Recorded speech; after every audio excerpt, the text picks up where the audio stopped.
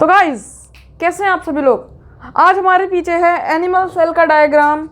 तो इसे हम आज स्टडी करेंगे और देखेंगे कि ये कैसा दिखता है, मतलब कैसा है ये। तो सबसे पहले हम इसके लेबल्स देते हैं। इसके लेबल्स हैं ये, मतलब मैं आपको एक बार समझाऊंगा एक एक करके। मैं एक बार सारे लेबल्स लिख देता हूँ। Plasma membrane.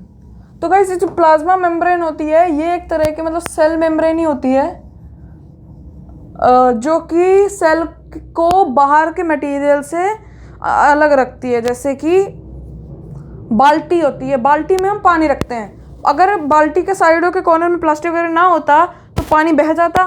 वैसे ही एक तरह की बाल्टी टाइप है जो कि सेल को सेल के अंदर ही रखती है, जैसे कि बॉल की तरह होता है। हम अगर इसको कट करके देखें तो कैसा दिखता है, सिर्फ ये वाला डायग्राम है। तो गाइस, सबसे पहली चीज़ है हमारी वही सेल मेम्ब्रेन, जिसको प्लाज्मा मेम्ब्रेन भी बोलते हैं, जो कि कुछ चीज़ों को आने देती है, कुछ चीज़ों को नहीं आने देती। जैसे कि जो गलत चीज़ें होती है, जैसे कि हार्मफुल चीज़ें होती है, उनको नहीं आने देती। हार्मफुल सब्सटेंस होते हैं तो ऑब्वियस सी है बात। लेकिन जो ठीक ठाक सब्सटेंस होते हैं, खाने पीने के होते हैं, सेल के जो खाना खाता पीता है उसको आने देती है। बाकी और किसी हार्मफुल सब्सटेंस को अंदर नहीं घुसने देती। एक तरह के मतलब ये सिक्योरिटी गार्ड सिस्टम है। तो BSF की तरह काम करती है, body security force of cell.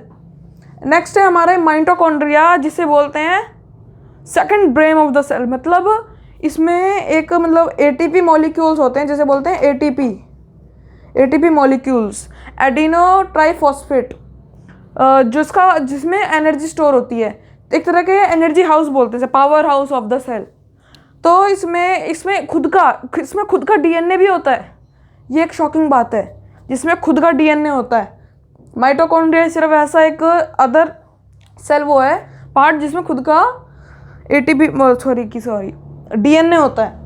Next है हमारा गोल्गी अपैरेटस, जो कि packaging house of the cell जिसे बोलते हैं।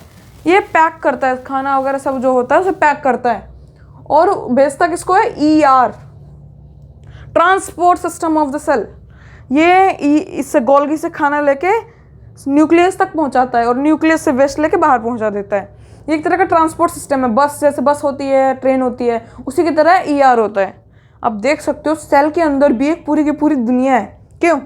तो नेक्स्ट है हमारा, क्या बोलते हैं, ER हमने पढ़ लिया। नेक्स्ट है जो आपको डॉट डॉट से दिख रहे होंगे ER पे, ये जो आपको जैसे दिख रहा है, ये इसको बोलते हैं ER। और ये जो डॉट डॉट से है इन्हें बोलते हैं राइबोसोम्स। ये ER को हल्का सा रफ बना देते हैं। दो टाइप्स के ER होते हैं, RER, SCR। RER मतलब रफ एंडोप्लाज्मिक रेटिकुलम और SCR मतलब स्मूथ एंडोप्लाज्मिक रेटिकुलम। तो जो RER होता है उसमें ये राइबोसोम्स की वजह से उसको रफ बना देता है। जो स्मूथ होता है उसमें RER नहीं होते। तो देखो, जो स्मूथ होता है ना SCR, वो क्या करता है, लिपिड्स को बढ़ाता है। लिपिड्स मतलब ऑयल जैसे होते हैं, ऑयल और मतलब प्रोटीन वगैरह सब।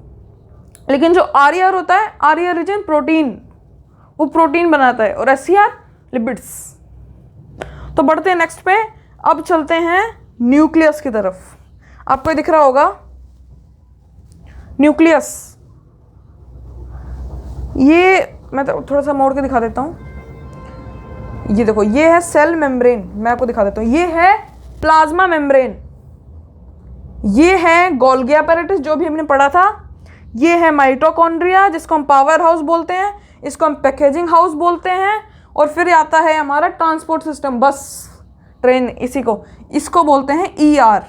और जो उसके अंदर ये जो डॉट डॉट से देख रहे हो रेड कलर के छोटे छोटे छोटे छोटे पूरे में फैले हुए हैं, उन्हें बोलते हैं राइबोसोम्स। अभी हमने पढ़ा था। ये दो टाइप्स के होते हैं, SCR, RER, ये भी हमने अभी पढ़ा था।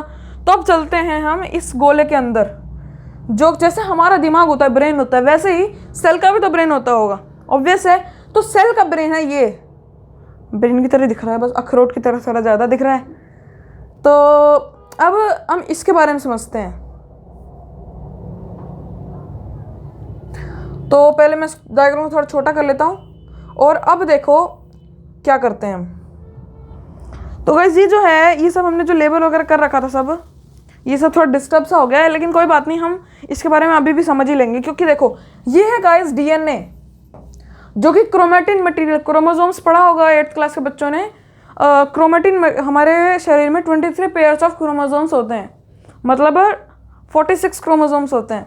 तो ये जो सेल होता है इसके अंदर जब सेल डिवाइड नहीं होता उसके अंदर ना एक ये क्या बोलते हैं, जैसे बाल हम कंघी करते हैं, कॉम्ब करते हैं, जिनके बड़े बाल होते हैं तो बाल इकट्ठे से हो जाते हैं, वैसे ही होता है एकदम पतला सा धागे की तरह, बिल्कुल ऐसे पतला सा गुच्छा सा होता है।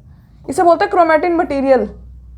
तो जब ये सेल डिवीजन के समय आता है तो जब ये डिवाइड हो जाता है फिर ये बन जाता है क्रोमोसोम। क्रोमोसोम कुछ कुछ ऐसा दिखता है, ये ऐसा, ये क्रोमोसोम बन जाता है। इसके अंदर होता है डीएनए। जेनेटिक का आपने सुना होगा, जेनेटिक की अरे ये तो अपने माँ पे, ये तो अपने माँ पे गया है, ये अपने पापा पे गया है, ऐसा ऐसा आपने सुना होगा। अरे ये तो बिल्कुल इसकी तरह दिखता है। ये सब होता है डीएनए की वजह से, क्योंकि डीएनए वही चीज़ें मतलब रिपीट कर देता है। ये तो वो होता है न्यूक्लियस के अंदर। डीएनए किसके अंदर होता है? न्यूक्लियस के अंदर। तो न्यूक्लियस को बोलते हैं brain of the cell, cell का दिमाग, जो उसे चलाता है, जो उसे ऑपरेट करता है, जो उसका मतलब उससे सब काम वगैरह करवाता है। तो ये था गाइस हमारा एनिमल सेल। और अगर इससे कोई भी डाउट हो तो पूछ सकते हो। और अगर आपको वीडियो पसंद आए तो लाइक सब्सक्राइब शेयर जरूर कीजिएगा। और सब्सक्राइब सिर्फ मेरे को एक चाहिए तो इसलिए सब्सक्राइब जरूर कर देना। आप ही सब्सक्राइब करना, दूसरों पर डिपेंड मत रहना। Okay bye.